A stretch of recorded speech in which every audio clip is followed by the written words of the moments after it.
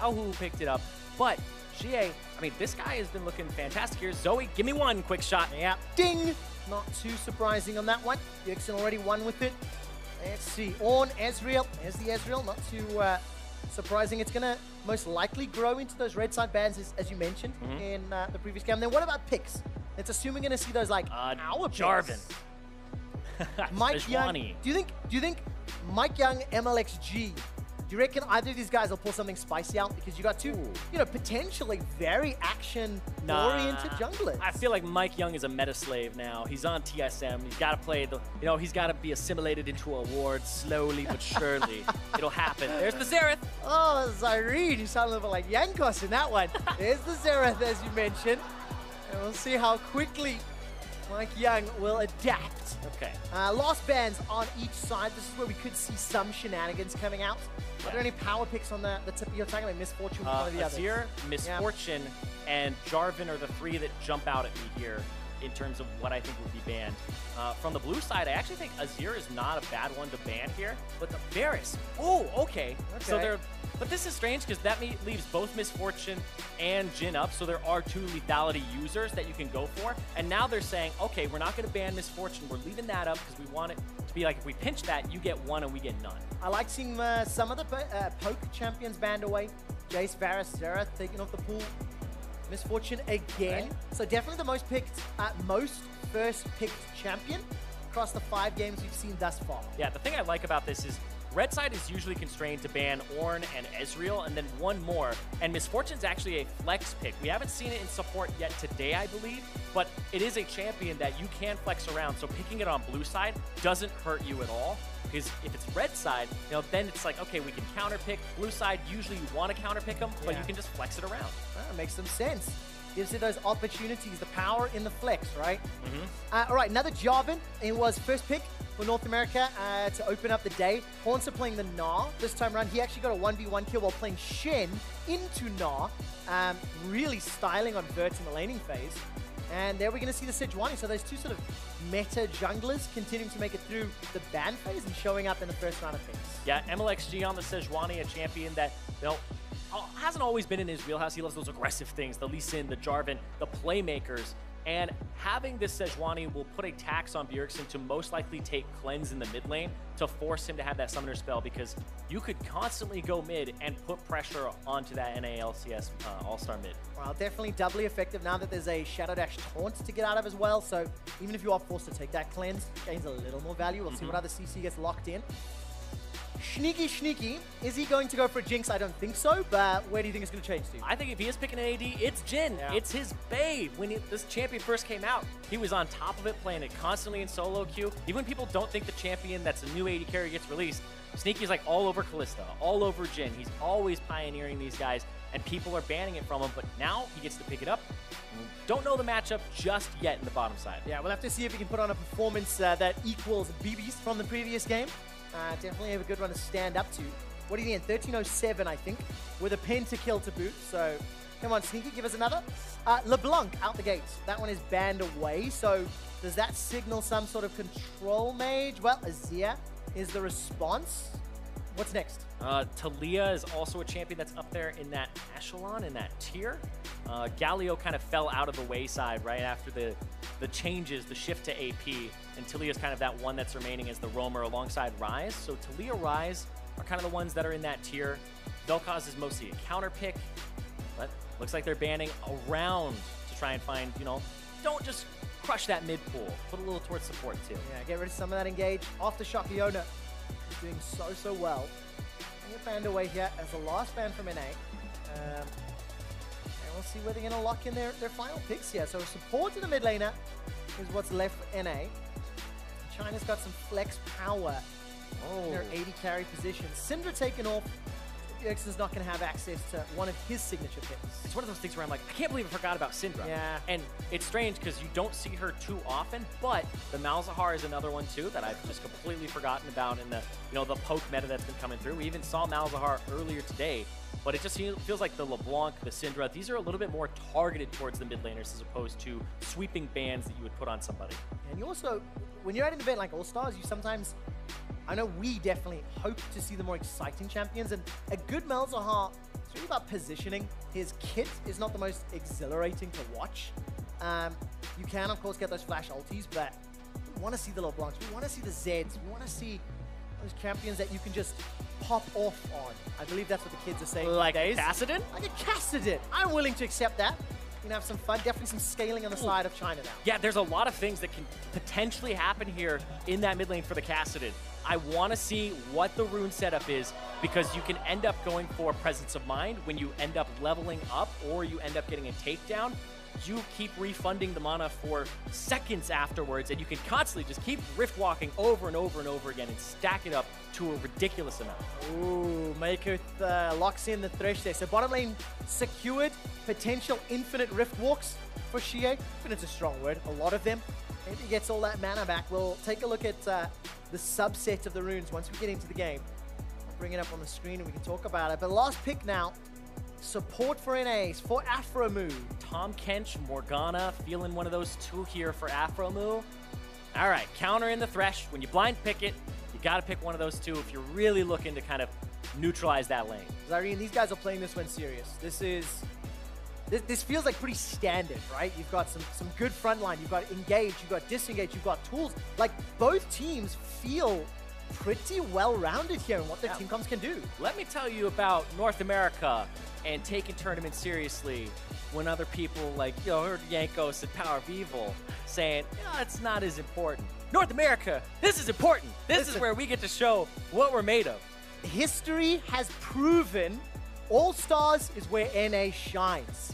I'm looking at some NA fans in the audience, and there are smiles on their faces. NA representing. They'll have to take down China now to go 2-0 on the day. That sets them up well in the group. You only play 3 group stage games. Exactly. It's not double round robin. It's single round robin. If you go 2-0 over in the first day and you get that win over China, tiebreaker is kind of like, okay, you have that head-to-head.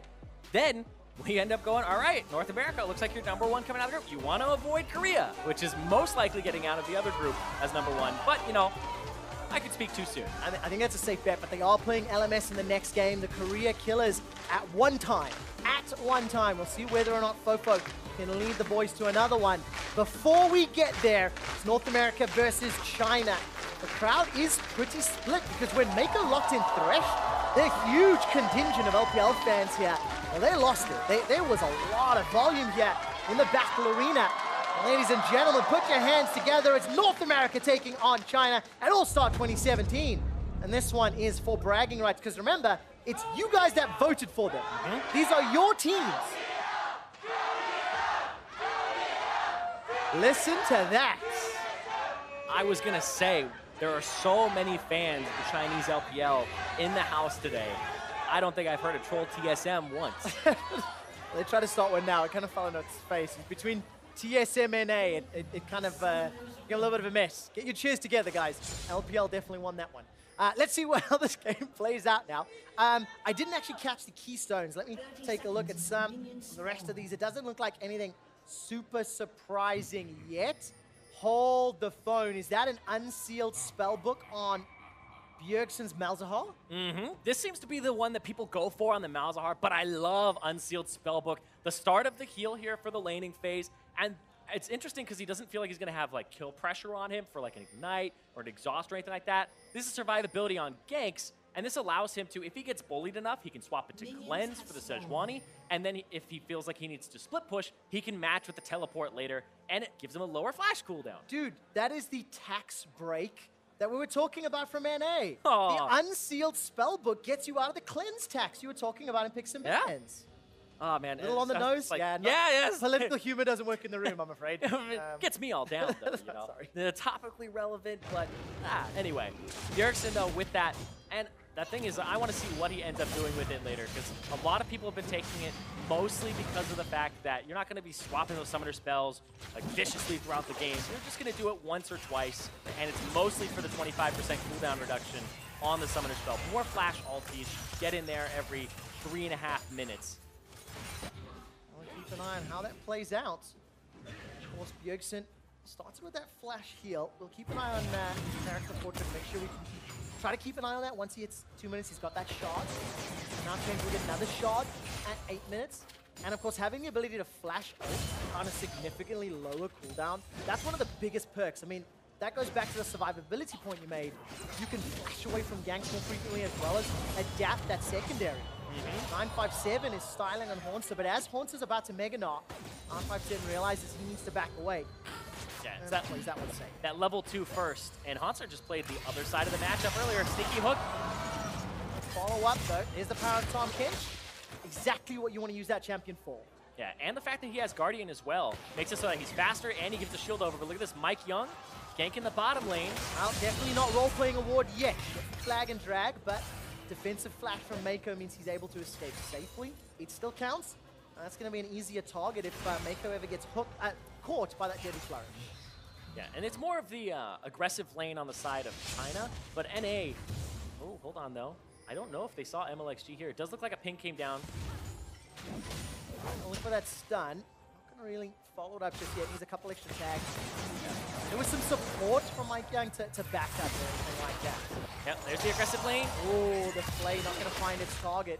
You can feel the tension building up in this lane. One misstep could cost first blood. Yeah, Sneaky there actually just got a biscuit delivery, and then so we pop that and a potion, so you see he's ticking up quite quickly. He'll be near full health again, but he took the boots and 4 pots at the start because he knew the lane was going to be a bit oppressive if he got hooked.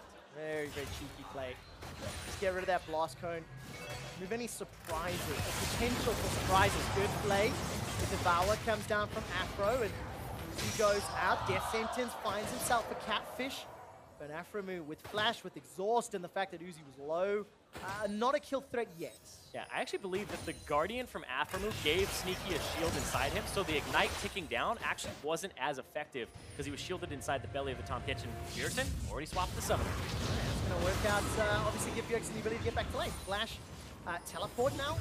Summoner spell choice, he'll get his next shard optimization, or shard alternation would be a better word, at 8 minutes. So get that TP off cooldown again and decide where he goes next with it. Unfortunately, we can't break down any of the other runes. Don't have access to that information on the caster there, so we'll take a look in the post-match. The specifics of Bjergsen's unsealed spellbook. We've talked a lot about the bottom lane. Let's make our eyes towards this top lane. 957 on the Shen, playing into Hauntzer. Hauntzer's already got himself a 7 CS lead. It'll be evened out soon-ish. But nope, not going to do that, Zirene, because it looks like there's both junglers in the bottom lane. Yeah, looks like gank and counter gank. Uzi versus Sneaky at the start. The target. Remember, Meiko's got no flash. It was blown earlier. MikeYeung in North America, they get one back. Mlxg's looking for an Arctic Assault. He's not going to fire the target, though, and backs away. NA punish the summoner spellless Meiko. Yeah, Meiko flashed earlier from the gank. Look at that, the flash! Oh, nicely done, MikeYeung. There you go, rookie of the split of the year. No doubt. Oh, you giving him that title? Oh, man. I'm doing it. I'm doing it. The whole year. Yes. Yes. MikeYeung, though, I mean, this guy, he's so young. He came in.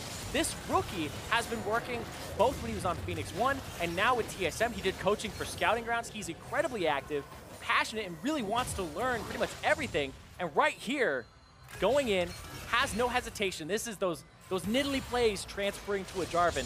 Flag drag, flash for the knockup, follow up, no hesitation from Sneaky, knowing that Mike is going to make that play. The communication, pretty crisp there. Oh, really nicely done. I love seeing that flag and drag flash. It gives North America a 1,400 gold lead.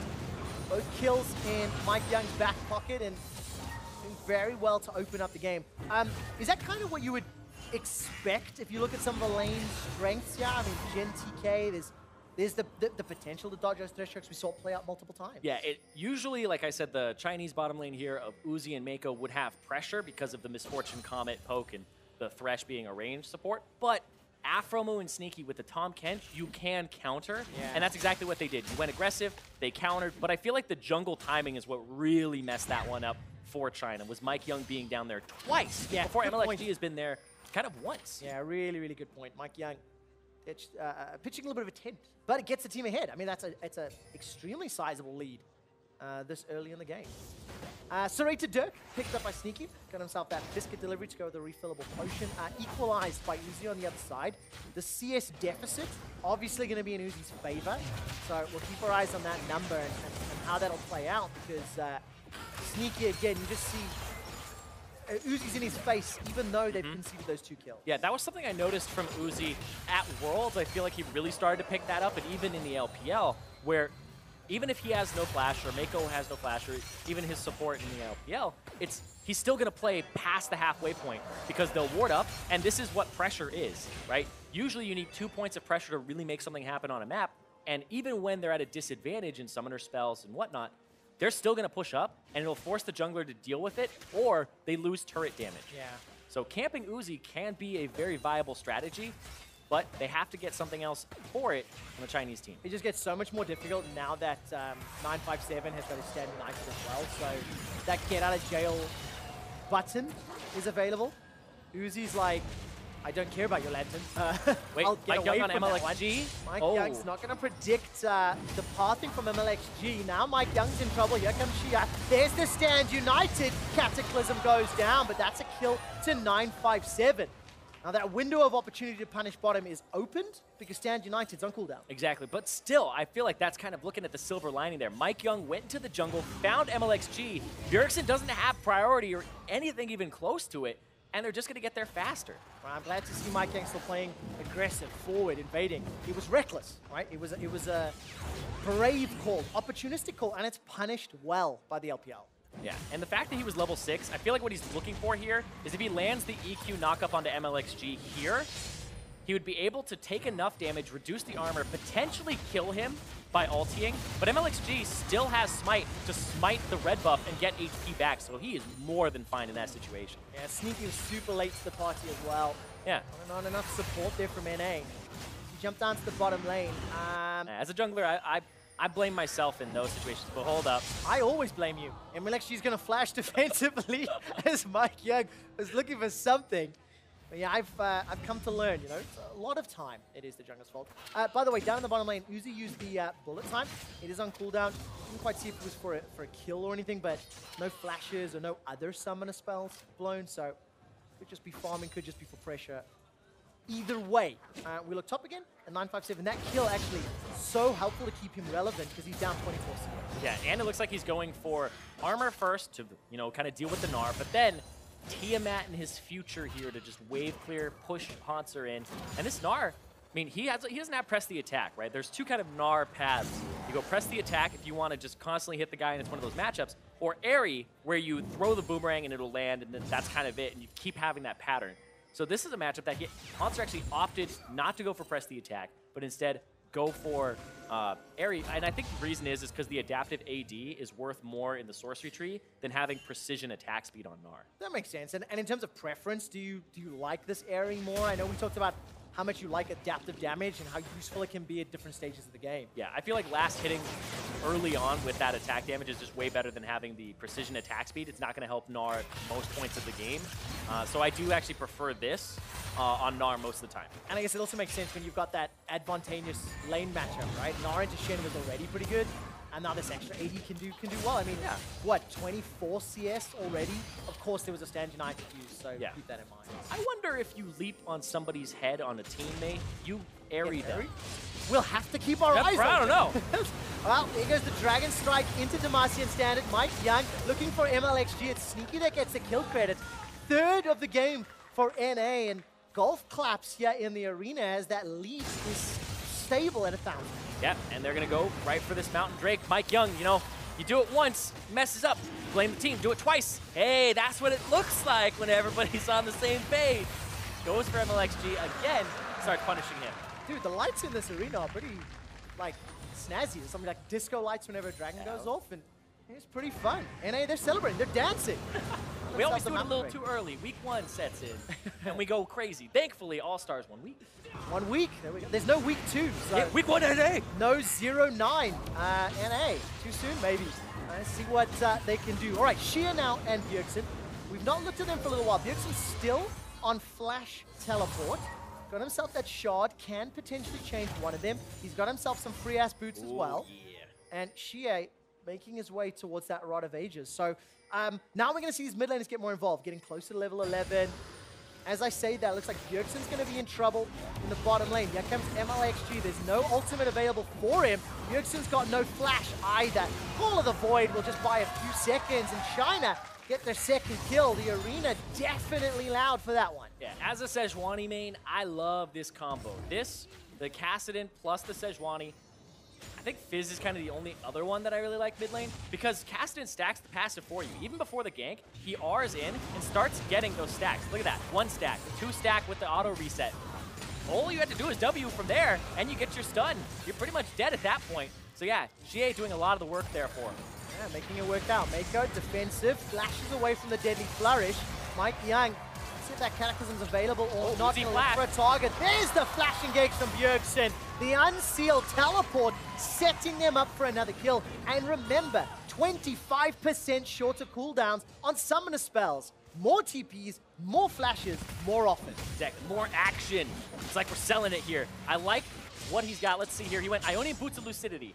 180-second cooldown on flash and teleport. So he also has Cosmic Insight from the Inspiration tree. So the 30% plus the extra from the Ionian Boots of Lucidity. I'm actually not gonna lie, I am trying to sell it. I completely ruined competitive integrity because I went to Song and Aphromoo before the day started, and I went, guys, can you please run Unsealed Spellbook Blitz? I'm like, Aphro, you're the only guy that can pull this off. You start Smite, you invade, take TP at level 2, do like a TP gank. They didn't really buy it, but I did try. You know, I tried to nudge the team. Yeah, NA doesn't like to take EU strats. No, evidently not. They instead did it on Bjergsen, and yeah, we take it's working out well. 0-1-2, and it's working out for this Malzahar. I want to see if he changes. Do you think he changes from Flash? I don't think he changes from TP. TP is just so good. A 3-minute cooldown TP. Nobody can match you. Like, this is going to put you on, like, Shen levels of global pressure, right? And even if you're matching TPs, that's like a single teleport could get a teleport out of 957 and then Xiye 3 minutes later. Yeah, that's so tough. Game changing if communication's working, right? And especially if Hauntzer can keep up. Now let's turn our focus to LPL and China. How do they bounce back, right? Like they've got a fairly beefy looking Mlxg on Sejuani, Cinderhulk, got some armor, got some MR, a little bit. 957 isn't gonna get tankier, but how do they deal with this 3-minute TP and the lead that NA's built up? They got to use Mlxg, constantly engage, and also Meiko control vision and pick, because 957, he's in a good position right now in terms of dealing damage to Hauntzer, but he's still down in this lane and will slowly bleed turrets. So you have to find something early, use Stand United proactively, and I feel like even a Kassadin is something that can set you up there. But right now, oh, another suppression under turret, there it is! Man, Stand United was even used to try and save him, but in a 4-on-1, never going to be a big enough shield. That's tower number 2, tower number 3 as well. This is a gigantic lead for NA. Winning top lane, winning early in the mid lane, and then the bottom lane was the one that got ganked twice, and then they upset the jungle as well. So North America actually has all points of pressure right now in the game, and a mountain break. So taking these turrets became easier, and they're going to get this Rift Herald on top of it. Right now, everything is kind of coming up NA. Oh man, such an early start. 15 minutes up.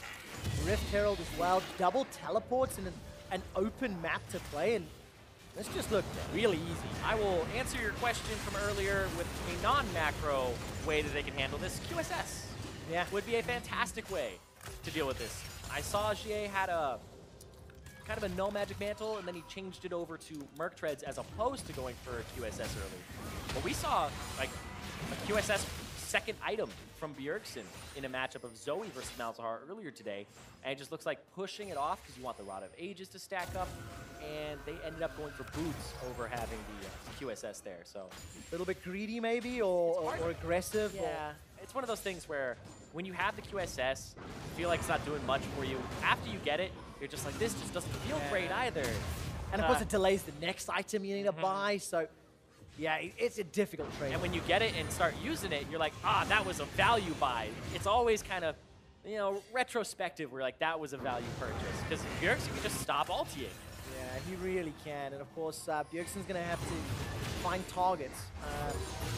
Nether Grasp into Kassadin, great tool. Prevents a lot of those Rift Walks, obviously, until the QSS comes up. Abyssal Voyage was used by Aphromoo to try and catch out Meiko and Uzi, but unable to do so. It's your CSD. This game, pretty much even, +2, -2. And in the respective games earlier today, +26 for Xiye, +12 for Bjergsen. Both of whom obviously won. As it stands, North America, 3,000 gold up, pushing very deep very proactively into China's jungle. Yeah, right now, there's no teleport on 957. He doesn't have Stand United, so you can go ahead and start sieging right now. It will be up very shortly, but right now, buying space for Hauntzer is just fantastic for them because this guy already up like 30 CS at the moment, and it's 17 minutes in. This guy is cresting over that 10 per minute mark. Well, let's see how this duel goes. 1 sec, gonna use that Gnar to escape. He's running from the Kassadin.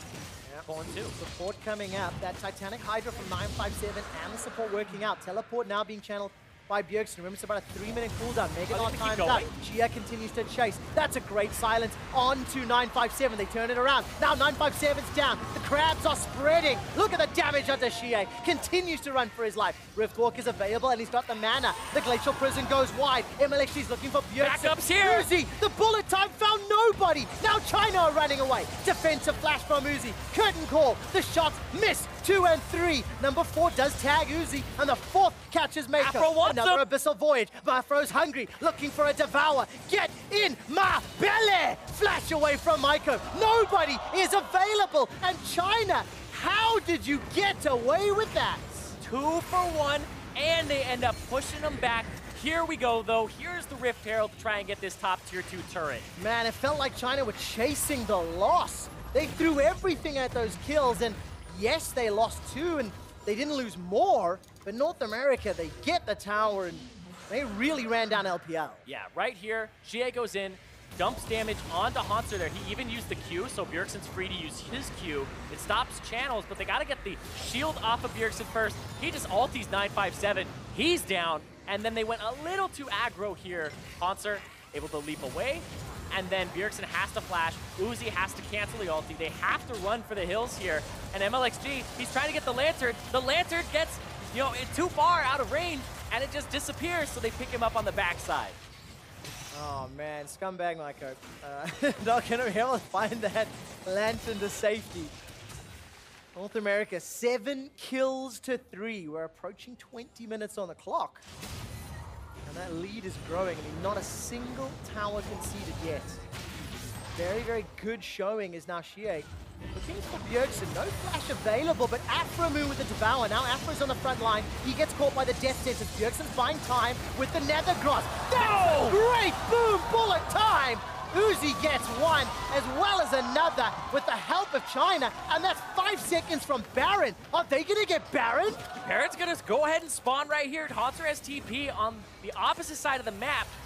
Oh boy, they're gonna rush it down. They're gonna try. Oh, sneaky W, you've done it time and time again. In the hype videos for All-Star, it's Elder Dragon steals, it's Baron steals. Sneaky has to do it again. Big burst of damage down onto the Chinese squad. Curtain calls. They're all up against the wall. Hauntzer time down. There's a deadly flourish. Hauntzer goes down. Baron now enlisted. North America is helped out by Baron. Double kill for Sneaky. He's going in. Baron's flashed away from. Sneaky's in trouble. That's a triple. That's a quadra. Baron is interrupted. Xiye's running for his life. Sneaky, where's the pentakill, man? Oh my God, Sneaky! That was insane! He mans up, he walks in, and he takes him down!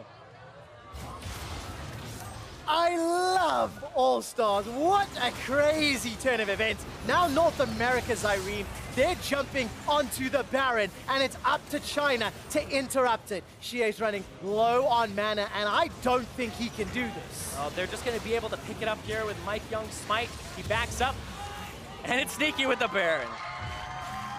This guy, he talked about All-Stars 2014. That's when we took teams in, and then you had a fan vote, but you couldn't, I don't believe, vote for people who were already going based on their performance. It was Cloud9, and he has not been voted into an All-Star. This is his first time. He's making the fans proud. Hauntzer with the setup. Yeah, what a great night. I think that was, what, 3 stuns into the wall, it looked like. This is that champion that I was talking about for him.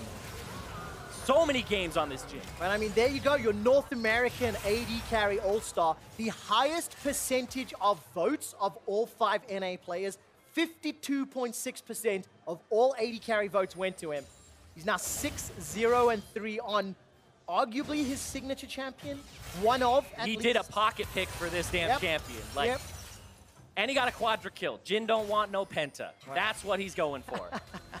He knows it like the back of his hand. This is such a good performance from him here. That was a standout moment. Saving the comeback play from China. MikeYeung bites off a little more than maybe he can chew. Aphromoo, however, there is the save on the Devour. Sneaky gets all 4 shots at the curtain call before he's forced to run for his life. Now Afro's in trouble. No flash available to him, gets stunned and taunted and eaten alive. Nethergrass gets interrupted by a great glacial prison. MikeYeung's dropped down low. That's one for Xiye, one for Uzi. A rift forward. Here comes Hauntzer. He gets one back in reply, but it's so far a 4-for-1. Hauntzer's about to go Mega Gnar, gets a crunch, a wallop, hit him with the house man! Hauntzzer trying to run down 957. There it goes, the cybernetic house. That's a triple kill, and all of a sudden, North America turn the fight around. Teleport from Xiye. Can he do more? Sneaky's the target. Get dunked down by Xiye. Hauntzer trying to fight one-on-one. Red buff helping out. Gonna get excited in just a moment. Turns down the tower. Oh, he went in! Harry, hop, skip, jump, Xiye kills Hauntzer. Xiye with the TP in, and the zone he literally just completed it. But before the TP, that was ridiculous. Let's start this off. MikeYeung going too far forward. Aphro saves him, but right now, Hauntzer wants to split. And NA, the rest of the team, needs to not put themselves in those positions. That's MikeYeung not knowing what the rest of the team is up to, what their goals are. Gets caught. Aphro ends up going down first for it. Mike second to the bullet time. Fantastic from Uzi there. But then Hauntzer over the wall finishes off Meiko, and then Xiye gets away on the side because Hauntzer decides Uzi's more important. But Sneaky in the back end up picking an Mlxg right at the end. Oh man, 27 kills in 24 minutes. We might need to find another play-by-play to tag the men because Uzi, this game is bonkers. Huge smiles across the face. 1, 4, and 6. You're going to read his scoreline. Yeah. That's Uzi having a blast when his KDA is just over 1.5, or is 1.5. Oh man, third dragon picked up for North America, by the way. 2 Cloud Drakes and a Mountain. So they got themselves that set up. Another Cloud to close it out. Yes, because I believe after that one it should go to Elder fairly soon thereafter. Thank you, observers. And now we'll see what North America can do. It's still a 5,000 gold lead. And interestingly, because of the chaoticness of the game, it doesn't feel like a 5,000 gold lead, you know? It doesn't feel like a 24, 25-minute game. We've already had like 2 fights over Baron. Fights down mid lane. These tier 2s still up, though. And right now, Hauntzer, he's trying to find where he needs to split. Mid lane looks like where he's going. 957's going to put pressure top. But then these 4-man units in the engage. And you can see China saying, no, we're going to collapse on the split pusher. Yeah, 3-on-1 with the stand united as well. Hauntzer really just gets obliterated. It's at the cost of an inner turret, though. Yep. 6 towers to 0. So North America should be relatively happy with that trade. Also, I noticed now Bjergsen's got Black Ghost. So Unsealed Spellbook has been popped again. Let's see what that Ghost does instead of the TP. What's the cooldown on that with his Lucy Boots? 108 seconds. It is a minute and 48-second cooldown Ghost. Oh, man. Gotta go fast on that Malzahar. That Ricky Bobby for Bjergsen. Thank you. I like that one. It's one of my favorite movies. Oh, such a good I love that movie. Such a good movie, and this is such a good game as well. North America, though. Look, they've got all of the other turrets. It's not down to inhibitor turrets. And that actually makes it a little scarier. Yeah. Because now you're going to go and inhibitor turrets against Mlxg, Sejuani, Uzi's Miss Fortune. It's just so much easier to hit those targets. Yeah, the engage, the collapse, and it looks like China's set up for a 1-3-1, whereas North America are now in a 4-1 with Bjergsen kind of swapping the teleport away. That's going to be really fantastic for him. Let's see if China can pull that off. Okay, 1-3-1 opens yourselves up to like a pick potential. MikeYeung has shown his willingness to go in on many an occasion. So if NA can like pull the trigger, obviously they can punish China in any one of those lanes, really. With the amount of hard CC they've got and the amount of options they have available to them. And Baron in a minute and a half. We're looking for that hard engage here. And we saw China, they aren't messing around when it comes to split push. No. They're saying, all right, Hauntzer, you're in a side lane. Boom, pick. Xiye's on top of him. You have the Sejuani joining him as well for Mlxg. So Hauntzer has to be careful. And he also can't let it get to his head. They need to ward properly for him, which you see they're getting this side of the map away from, on the opposite side of Baron, ready for him.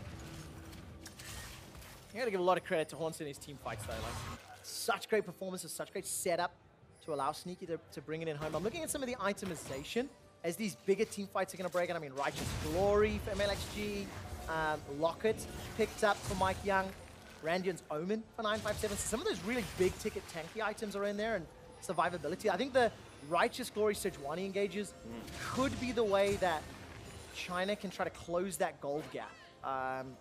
Could be the way that they can look to catch out someone on North America. Yeah, it always kind of sucks, though, when you're up against a Malzahar with his passive, and then you also have this Tahm Kench. So you're really looking at the Tahm Kench before he gets like a QSS to try and engage on him, but it doesn't feel great. It's really hard to pick somebody here. You have to kind of go for a full team engage. Well, that's what we're going to have in just a moment. Bjergsen's trying to play the bait or at least pull the minion wave. Yeah. Deny any of that tower damage. It's also so that the LPL can't push mid and go into the Baron pit. First tower of the game picked up for China. 28 minutes is the bottom outer. It's going to start to close that goal gap. I mean, 4,000 is... Bjergsen started it huge right now. Those Void Swarm's going to be helping out. That'll tank up Baron for a very long time. Stand United will take time to get there. And there's enough burst damage between Sneaky and Bjergsen to kill somebody on the LPL All-Star team. Death Sentence goes wide. This is a battle for mid-lane priority and control. But they're losing turrets simultaneously. 957 playing the split push game here. You'd have to start up the Baron. There are no more scryers on the side of China.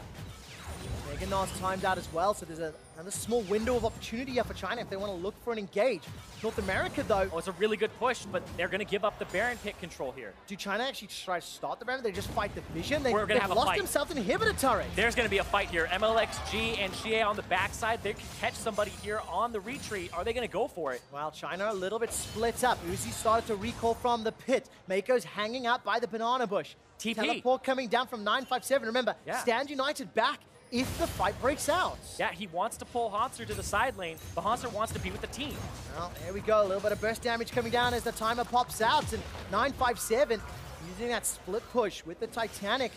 And here's Runes to advance and make that ever quicker. Yeah, Demolish is such a great rune to have. Not a keystone, but a rune in that resolve tree, and they're picking up turrets now. You said it was 0 a second ago. Look at this, the engage.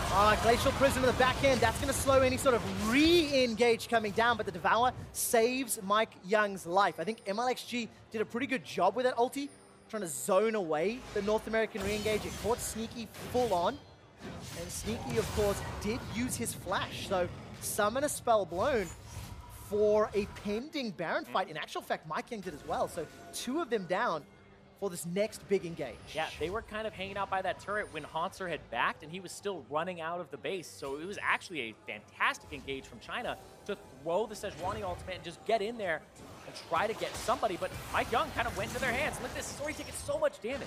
All right, Baron's down to 50%. MikeYeung has not yet backed from that last defense.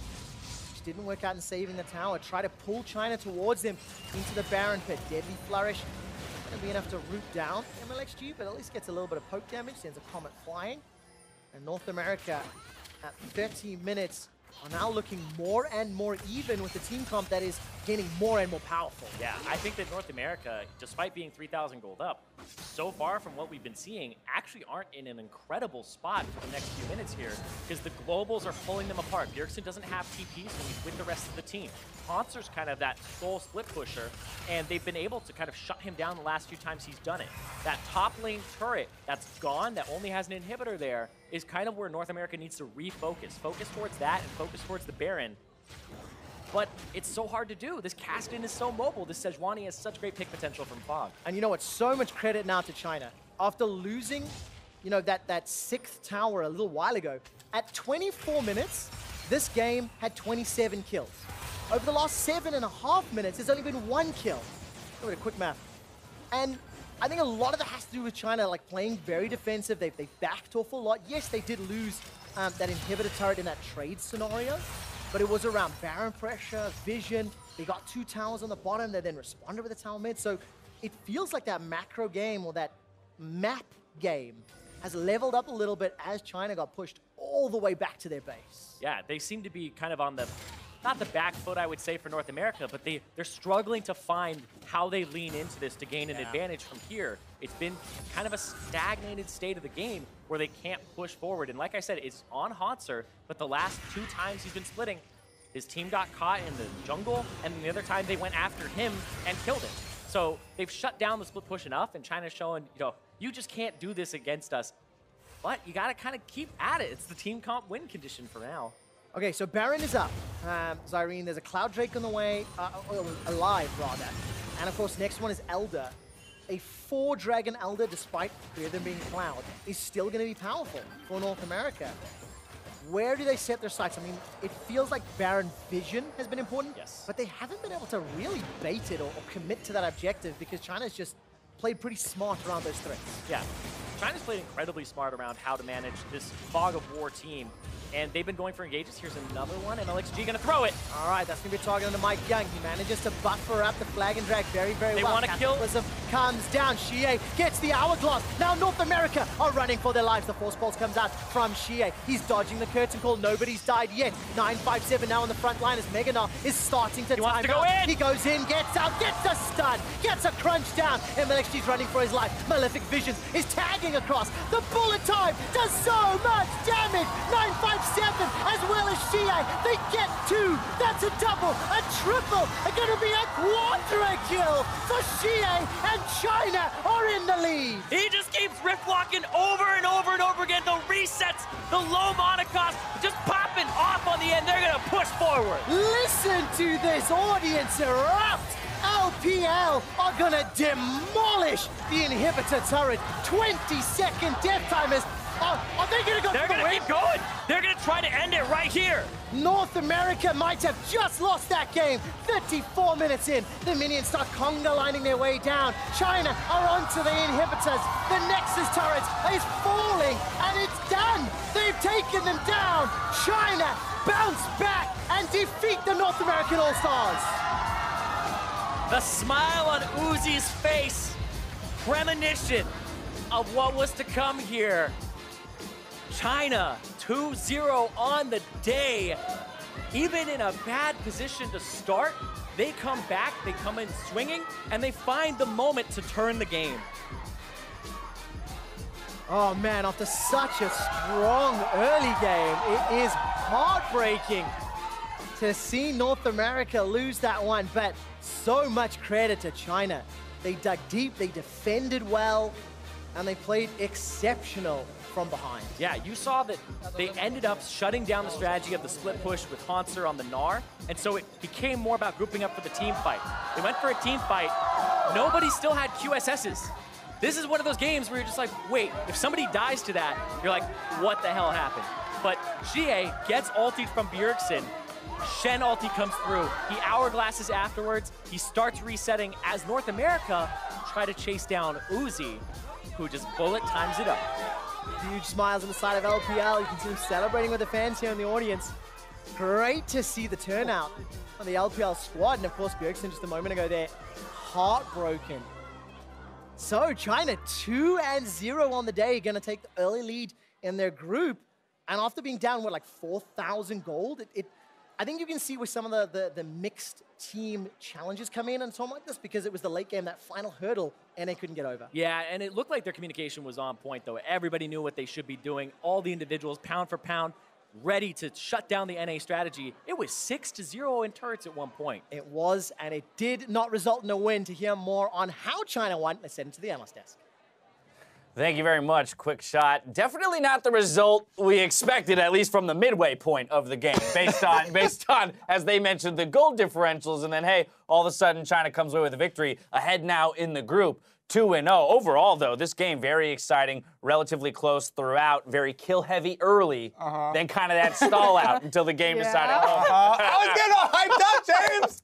I was like, oh, look, the 2 weeks of practice, no problem. And Kobe literally was like, I can't wait to kick off this segment by trash talking for like a straight 2 minutes. I'm in the middle. Look, even though my name's Papa, I'm still between these two parents who are bickering. My biggest takeaway here was how quick the acceptance came for the NA Kassadin. He was on cloud 9, literally. He was right up there, he was so excited, and then instantly it's like, okay, we lost. Yeah, I can only feign surprise so often, Papa Smithy. There's no feigning. Things are starting to feel a lot more normal here in NA all of a sudden. As China bests us. But let's take a look at it, because there's a lot of really cool stuff going on in this game as a whole, as well as some individuals that I really want to call out, one of which is Sneaky. Let's dive right into it. This guy pulling up a huge quadra kill to save a Baron, save the game in a sense for North America, and put them in the driver's seat. I mean, this is the classic play. Right now, you see two teams in their natural habitat throwing over Baron. I know North America, you guys started this, but the LPL, we have perfected this play. And Sneaky just rocks up and is like, why, hello there. How can I assist you guys? And look, Sneaky's someone I followed from afar in many different ways. It really does feel like, correct me if I'm wrong, Kobe, it feels like he has aged like a fine wine. In the past, this was the guy no one talked about on C9. The focus in 2014, when he was last on the All-Star stage, was on Meteos and other members of the team. It feels like every year our expectations for Sneaky, and even where he is on a tier list, it does feel like it rises. I didn't hear a correction, so I'm going to take that as an affirmation. You didn't give me any time. He's been talking the whole time. He is very much a fine wine. Talk to me about Sneaky. Honestly, yeah. For a long time, everyone was always like, yeah, the consistent member. He was right? number 3, right? It felt like he was always top 3, but number 3. And that's why, you know, Double Lift was often voted into the All-Star team. We see that over and over. You know, but with the international performances and people really starting to take into account how far and how valuable it is to have that consistency, you know, Sneaky's stock has risen, and he also comes up with a quadra kill here. Not to be, you know, understated though for Hauntzer, the setup there with that Gnar, you know, the huge like 5-man setup that he was able to get. So definitely need to give credit back there. And I also want to take a look at Sneaky's lane phase. Yes, you know, MikeYeung, he got into the Discord channel. He figured out where Sneaky and Aphromoo were. He's like, I can actually talk to these guys and gank their lane. Right. But it always was, you know, Sneaky is good in the team fights, but maybe a little bit lackluster in the lane phase. He was facing across from Uzi and Meiko. Those guys are disgusting in lane, and they certainly held their own with Sneaky and Aphromoo. Oh, I mean, they needed the help down there from MikeYeung, right, in order to get out of that early lane phase, some of the abuse they were taking. But as we put focus on 180 carry and a particular carry in this game for North America, I want to look at the carry and the ultimate game winner for China. This was Xiye. You said, looking at this roster, this is the one guy who might not be considered, you know, top of his role in his region, and yet he's the one who has the answer quadra for the win. This one brought to you by Acer President. But that's the thing, if you give Xiye his champion, he's going to style all over you. And as soon as the Kassadin was locked in, his Syndra was denied, his LeBlanc was denied, but he found it in the end, and it was Shen Kassadin combo. And yes, Xiye ultimately was the carry, but it was also 9-5-7 again, putting out a huge performance with the Shen ultimate. And it's so much about the team fighting here. The use of the big ultimates, how long this team fight went on, you know, the Gnar engagement there and then not being able to land follow-up stuns on any key members. The carries there, Uzi and Xiye that you're talking about, both were able to stay out of harm's way the entire duration of the first like 30 seconds of that fight, and then you have the huge turnaround. He holds on to the bullet time, cooldown there, and the re-engage comes in. You can literally see on that graph where Kobe just, his hopes and dreams were crushed. There was some palpitations around 23 minutes, but after after that... It was about 30 seconds before we had to get on this desk that our hopes were dashed, in a sense. And I think the time metric is so important because, you know, there was ticking time bombs. Yeah. The Kassadin is certainly a ticking time bomb in this game. NA were doing the right things, but I think the casters called it out about the lack of kills after about 20 minutes, 23 minutes. That's when the stabilizing happened. Shen in the side lane, Kassadin in the side lane. You plug and play, and that's how it went, and China closed it out very quickly. And I actually want to look at MikeYeung, because MikeYeung had a great early game, but it really was that overreach when they were pushing down the mid lane. TSM had just gotten the Baron, Snaky had just had a quadra kill, so he's got a massive kill gold on him, or what's bounty on him. Yep. Hauntzer also has a massive bounty on him. And it's Xiye that picks up a double kill in the team fight that ensues when MikeYeung dives too deep. And then he picks up another double kill, taking down both the huge Gnar and the Jhin, and at that point it's like, okay, Kassadin probably just got 15 to, you know, 2K gold there. I mean, but that's that rookie status of MikeYeung, right? We saw a couple other instances, the early invade on the red buff. After the intelligent attention thrown towards the bot lane and gaining some advantages there, just every once in a while not syncing perfectly with the team. But that's a characteristic of all stars in general, right? Just as an entirety, or as an entire event, this idea that you're taking hodgepodge rosters and saying, hey, you know, play at the highest level, even though you've never actually played a competitive game together. There are definitely a lot of very aggressive and over-aggressive chase moves there that we did see him, you know, the dives as well as the overextension in the jungle. So those are things that they're going to look to tailor. But there's excitement, right? There is still excitement. The flash on the flag and drag to make that second kill for the double kill. You just think that if Mithy is this quarterback who can really wield the weapons he has on that team, MikeYeung is a weapon. There is something about this guy. He does have the aggressive mindset. It's reining in the over-aggression that needs to happen. It's just the weapon that's got to be pointed in the right direction. Yeah, that Game 5 was absolutely epic, and it delivered the all-star hype. We'll see if the LMS versus LCK can do the same. Meet us back here for Game 6 after the break.